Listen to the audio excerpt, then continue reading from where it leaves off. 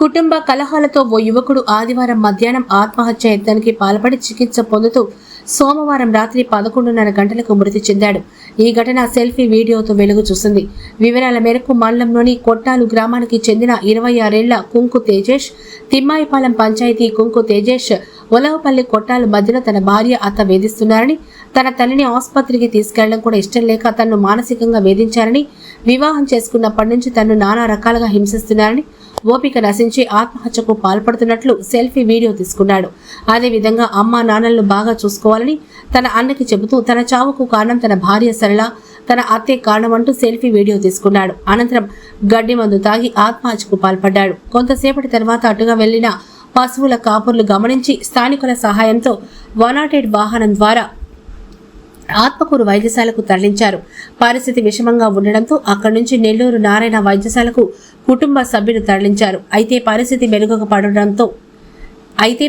మెరుగుపడకపోవడంతో నెల్లూరులోని ఏసీఎస్ఆర్ జీజీహెచ్కు తరలించగా చికిత్స పొందుతూ మృతి చెందాడు.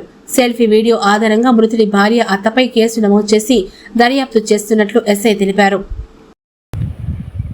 ఇంట్లో ఫ్యామిలీ, నా భార్యకి నాకు సమస్యలు ఉన్నాయి. తల్లికి బాగాలేకుంటే ఎవరు చూపిస్తాడు? కొడుకులు చూపిస్తారు, ఎవరు చూపిస్తారు? నీ తల్లికి చూపించు, నువ్వు ఆయన మొగుడు లేడా, మా నాయన లేడా అని అంటివి.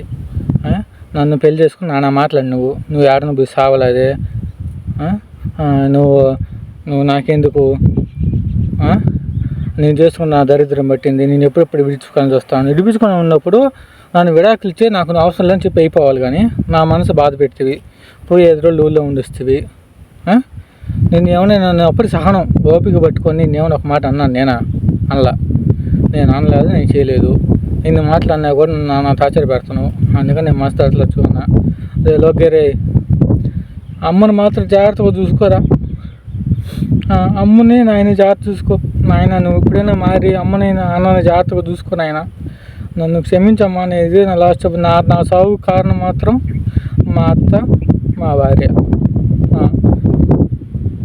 అది మాత్రం కష్టం. లోకి అమ్మని ఆయన జాగ్రత్తగా చూసుకోరా. యానాదికి పాపం రిజిస్ట్రేషన్ పెట్టుకుని నమ్మి డబ్బులు ఇచ్చిండు, నన్ను నమ్మి వాడికి ఏదో చేయించి నేను ఉన్నా లేకపోయినా చేసిండ్రా. ఇదే నా మనవి. ఏమో తప్పు, నేను క్షమించండి. ఇన్ని రోజులు నేను సొగిచిన ఓపిక పట్టిన పోతే పని నా భార్య అంటే అనేది అనుకున్నా. లాస్ట్కి ఇంతవరకు చేస్తుందా పాప. మా అమ్మ నన్ను నమ్ముకొని, మా పిల్లలు నమ్ముకొని ఉంది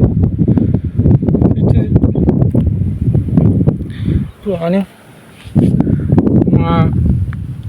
నేను నా చావు మాత్రం వాళ్ళు మాత్రం వదిలేదానికి లేదు. నేను ముందరే చెప్తాను, నాకు ఇష్టం లేదంటే వదిలేసి వెళ్ళిపోవాలి, కానీ అవసరం లేకుండా నువ్వు వచ్చి నేను నాన్న మాట్లాడినా ఎందుకు? నా మనసు నువ్వు ఓపిక చాలా రోజులు పట్టినా, నా వల్ల కాలే. ఇంకా నేను క్షమించమ్మా,